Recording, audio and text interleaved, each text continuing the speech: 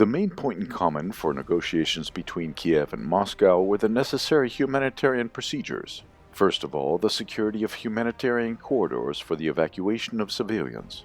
After almost a week of failed attempts, Russia made a unilateral claim that the humanitarian corridors from the blockaded cities in Ukraine will be opened daily. At the same time, Russian and DPR-LPR forces entered cities like Mariupol and Volnovka and began the evacuation of civilians by their own means.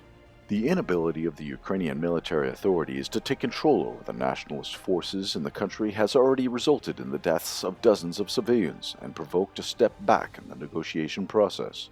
Meanwhile, the joint Russian LPR and DPR forces continue to advance deep into the territory of Ukraine. The mopping up of the blockaded cities of Mariupol and Volnovka continues. So far in Mariupol, the units of the PM and the DPR have taken control of the quarters of Azovsky, Nadinovka, Lyapino, Vinogradar in the eastern part of the city and have reached the Azovstal power plant.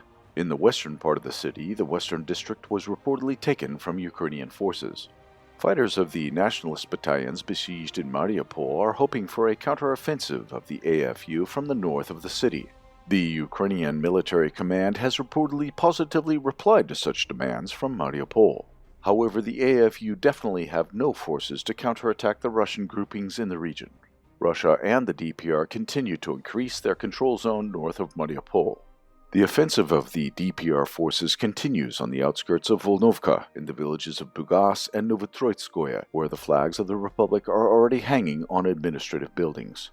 During the retreat, the AFU soldiers deliberately blew up electricity stations and water stations, depriving the local civilians of light, water, and heat.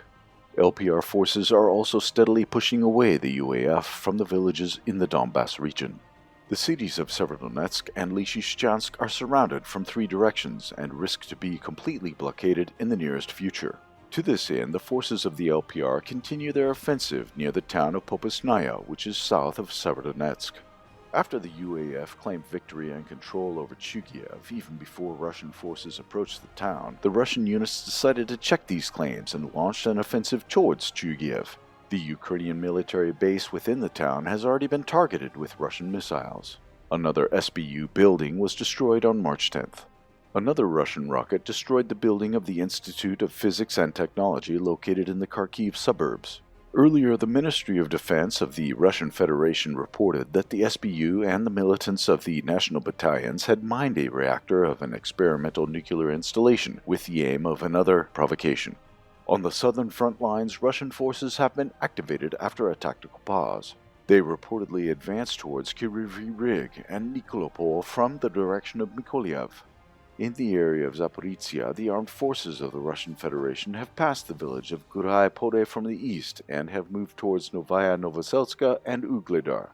A new round of clashes was reported near Voznesensk to the north of Mykolaiv.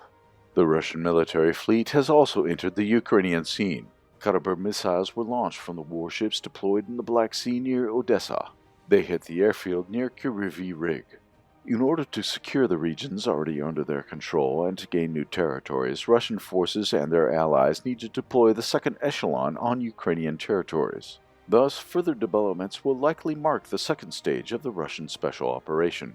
It should include a massive offensive against the AFU positions in the regions of Odessa, Kryvyi Rih, Dnipropetrovsk, Zaporizhia, as well as the encirclement of the largest AFU grouping in the Donbass region and the encirclement of the capital.